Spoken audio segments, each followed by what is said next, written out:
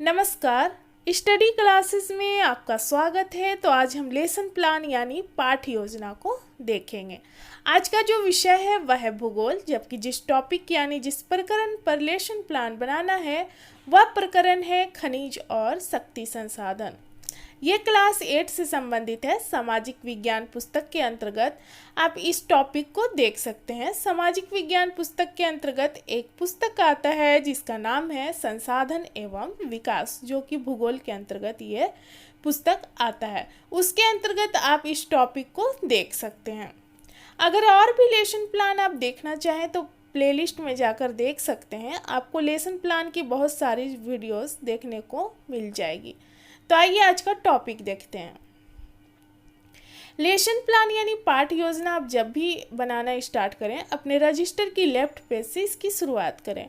सबसे पहले लिखें विद्यालय का नाम, जिस विद्यालय में आपको पढ़ाने के लिए जाना है। फिर अपना नाम लिखेंगे, फिर आपका क्रमांक यानी रोल नंबर क्या है। विषय लिखेंगे तो विषय हो जाएगा यहाँ पर भूगोल। प्रकरण यानी कि जो टॉपिक आपको मिला है लेसन प्लान के लिए वो लिखेंगे। तो यहाँ पर एक खनिज और शक्ति संसाधन यानी ऊर्जा संसाधन।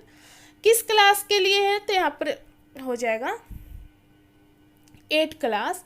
कितने समय तक पढ़ाना है तो जो क्लासेस होती हैं 35 या 40 मिनट की होती है, तो उसके अनुसार आप लिखेंगे किस घंटे में आपको पढ़ाने के लिए मिला है, डेट क्या है और आपका सत्र कौन सा चल रहा है। इन सारी चीज़ों को यहाँ पर लिखेंगे। उसके बाद समान उद्देश्य के अंतर्गत हम 5 पॉइंट लिखेंगे। समान उद्देश्य में हम विषय से संबंधित पॉइंट को लिखते हैं, यानी कि यहाँ पर पूरे विषय को देखेंगे। तो ये विषय है यहाँ पर हमारा भूगोल। पहला नंबर है छात्रों में भूगोल विषय के प्रति रुचि उत्पन्न करना। दूसरा, छात्रों को भौगोलिक तथ्यों का ज्ञान कराना। तीसरा, छात्रों को भौगोलिक परिस्थितियों का ज्ञान कराना।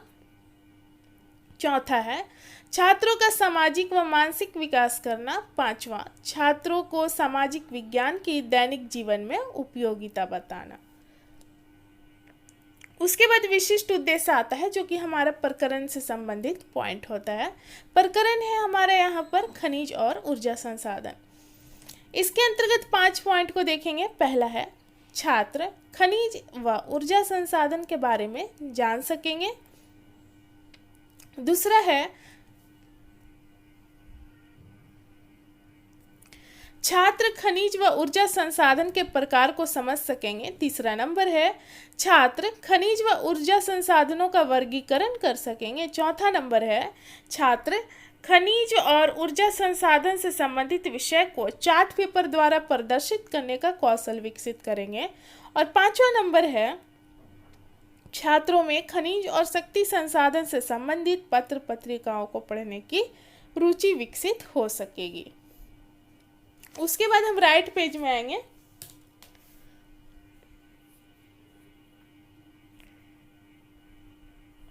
यहाँ पर लिखेंगे सहायक शिक्षण सामग्री, यानी कि पढ़ाने के लिए आप किन किन सामग्री का प्रयोग करेंगे। तो यहाँ पर हो जाएगा चौक, डस्टर, मॉडल, चार्ट, संकेतक और अन्य शिक्षण सहायक सामग्री। किस विधि का प्रयोग करेंगे तो व्याख्यान सह प्रश्नोत्तर विधि हो जाएगा। पूर्व ज्ञान में हो जाएगा छात्र इस प्रकरण यानी कि खनिज और शक्ति संसाधन के बारे में सामान्य जानकारी रखते हैं। वर्ग व्यवस्था में हो जाएगा छात्र अध्यापक या अध्यापिका अपनी सुविधा के अनुसार वर्गों को व्यवस्थित करेंगे। उसके बाद प्रस्तावना का पॉइंट आता है, जिसमें 2 कॉलम आपको बनाना है। एक छात्र अध्यापक या अध्यापिका कथन और दूसरा छात्र संभावित उत्तर। इसमें प्रश्न की संख्या आप 4 या 5 रख सकते हैं और लास्ट प्रश्न में आपका टॉपिक निकल कर आना चाहिए जिस टॉपिक को आप पढ़ाने वाले हैं। तो ये प्रश्न और उत्तर जो है दोनों एक दूसरे से संबंधित है। जिस तरह से उत्तर आता है उसी से अगले प्रश्न का निर्माण किया जाता है। छात्र अध्यापक या अध्यापिका जो है बच्चों से प्रश्न करते हैं क्लासरूम में ही, और बच्चे इसका आंसर क्लासरूम में ही देते हैं। और जो आंसर आता है यानी कि जो बिल्कुल सही आंसर है उसी से अगले प्रश्न का निर्माण किया जाता है।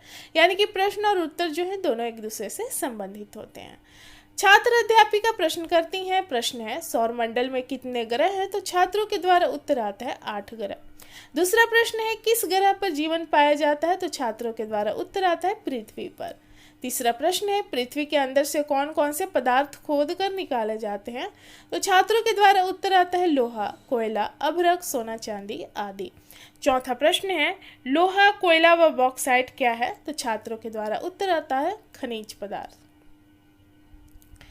पांचवा प्रश्न है, खनिज व शक्ति संसाधन के बारे में विस्तार पूर्वक बताएं। तो छात्र यहाँ पर अच्छे से नहीं बता पाते हैं, इसलिए हम समस्यात्मक लिखेंगे और हम देख सकते हैं कि हमारा टॉपिक निकल कर आ गया है जिस टॉपिक को हमें पढ़ाना है। छात्र अध्यापिका कथन में हो जाएगा खनिज और शक्ति संसाधन, और उसके बाद पाठ की उद्घोषणा में हो जाएगा आज हम लोग खनिज और शक्ति संसाधन के बारे में विस्तार पूर्वक अध्ययन करेंगे।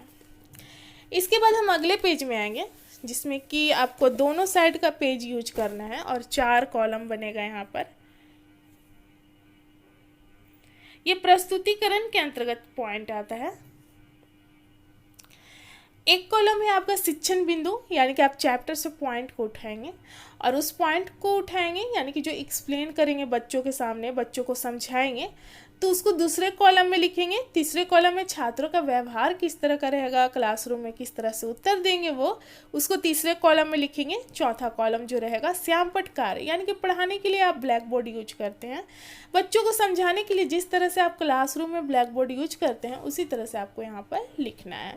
आप चाहे तो ब्लैक चार्ट पेपर यूज कर सकते हैं चौथे कॉलम में। तो पहला पॉइंट जो हम देखेंगे, इस पेज में हम 2 पॉइंट देखेंगे शिक्षण बिंदु का, और अगले पेज में 2 पॉइंट देखेंगे, टोटल 4 पॉइंट देखेंगे। तो पहला जो है खनिज। खनिज क्या है? वे वस्तु जो धरातल से खोद कर निकाली जाती है उन्हें खनिज पदार्थ कहते हैं। खनिज पदार्थ प्राकृतिक रूप से निकलने वाला पदार्थ है जिसका अपना भौतिक स्वरूप व विशेषताएं हैं और जिसकी बनावट को रासायनिक गुणों द्वारा व्यक्त किया जाता है। जब खनिज प्राप्ति के लिए धरातल पर ही खुदाई की जाती है तो उसे उत्खनन कहते हैं, परंतु जब खनिज गहराई से खोद कर निकाली जाती है तो उसे खनन कहते हैं। एक्सप्लेन करने के बाद छात्र अध्यापिका बच्चों से प्रश्न करती हैं। प्रश्न है, खनन किसे कहते हैं? तो छात्रों के द्वारा उत्तर आता है, जो पदार्थ गहराई से खोदकर निकाला जाता है उसे खनन कहते हैं। छात्र क्रियाशीलन में देख सकते हैं, छात्र ध्यान पूर्वक कक्षा में छात्र अध्यापिका द्वारा पढ़ाए जा रहे कथनों को सुनेंगे। श्यामपट्ट कार्य में देख सकते हैं, जो वस्तु धरातल से खोद कर निकाली जाती है उसे खनिज कहते हैं। अब दूसरा बिंदु देखेंगे शिक्षण बिंदु के अंतर्गत खनिज के प्रकार। खनिज को मुख्यतः धात्विक और अधात्विक खनिज में वर्गीकृत किया गया है। धात्विक खनिज के बारे में देखेंगे, यह वह खनिज होता है जिसमें विशेष चमक होती है, जैसे सोना, चांदी, तांबा, सीसा, लोहा आदि। धात्विक खनिज जो है लौह अथवा अलौह होते हैं। लौह खनिज में हम देखेंगे, धात्विक खनिज के अंतर्गत लौह में देखेंगे जिसमें लोहा होता है, जैसे मैग्नीज, लौह अयस्क, क्रोमाइट आदि। अलौह खनिज में देखेंगे इसमें लोहा नहीं होता है, जैसे सोना, चांदी, तांबा, सीसा।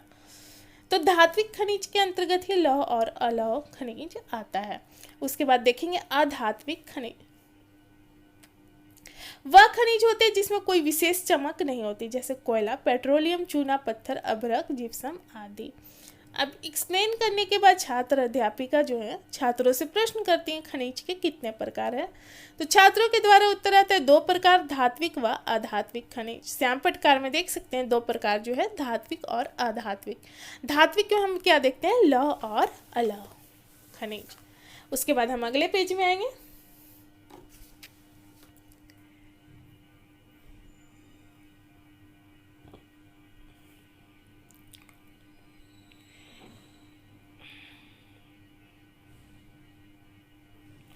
इसके अंतर्गत तीसरा पॉइंट जो है शिक्षण बिंदु का, वह है ऊर्जा व शक्ति संसाधन।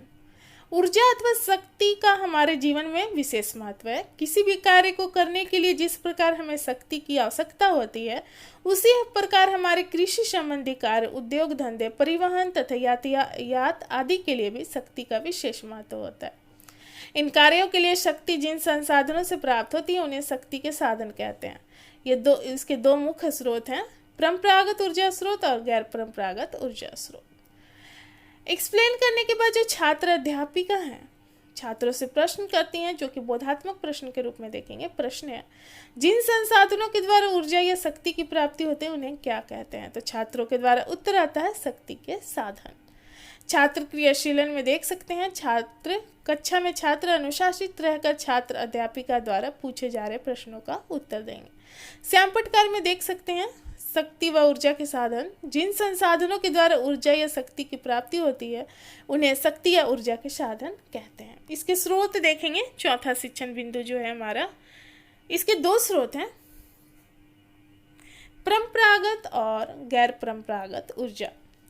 परंपरागत ऊर्जा वे ऊर्जा स्रोत जिसे लंबे समय से प्रयोग किया जा रहा है, ये प्रकृति में सीमित मात्रा में उपलब्ध होते हैं, जैसे कोयला, पेट्रोलियम, प्राकृतिक गैस आदि। गैर परंपरागत गैस जो है ये ऊर्जा है, गैर परंपरागत ऊर्जा,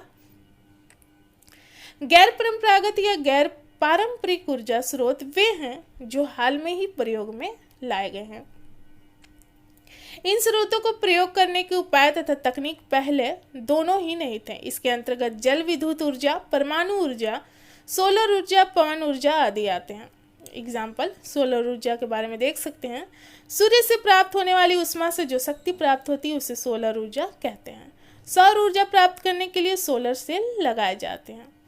इसी से प्रश्न करती हैं छात्र अध्यापिका, जो कि बोधात्मक प्रश्न के रूप में देखते हैं। प्रश्न है, परंपरागत ऊर्जा के अंतर्गत क्या क्या आता है? तो छात्रों के द्वारा उत्तर आता है कोयला, पेट्रोलियम, प्राकृतिक गैस आदि। श्याम पटकार में देख सकते हैं, ऊर्जा के जो स्रोत हैं, परंपरागत में कोयला, पेट्रोलियम और प्राकृतिक गैस आ जाएंगे, और गैर परंपरागत में विद्युत ऊर्जा, पवन ऊर्जा, जल ऊर्जा, सोलर ऊर्जा आदि आ जाएंगे। अब उसके बाद अगले पेज में आएंगे, यहाँ पर मूल्यांकन करेंगे छात्रों का।